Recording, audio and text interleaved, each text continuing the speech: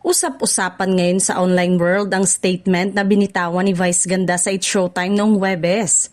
Hinala ng madlang people sa studio at maging ang team online na tila pasaring daw ito ni Vice sa inilabas na official statement ni Bulusan Sorsogon Mayor Winnie Rafalco Romano.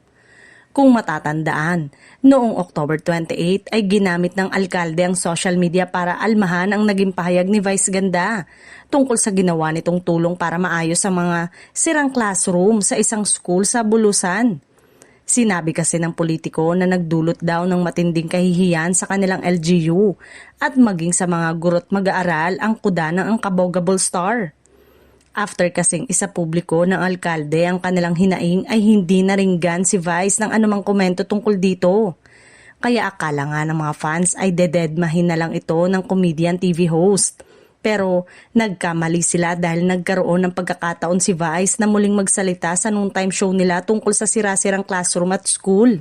Matapos kasing mapanalunan ng isang cum laude student ng UP Los Baños ang jackpot prize na 200,000 pesos sa segment na Laro-Laro Pick.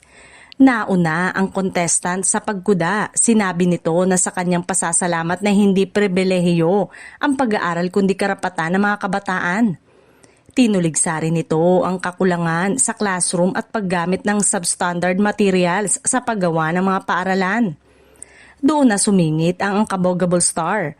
Sinang-ayunan nito ang pahayag ng contestant. Dagdag pang talak ni Vice, dapat tanggapin nyo ang boses namin. Sa mga panahong ito, hindi kayo dapat magalit o magtampo pag sinasabi namin ito.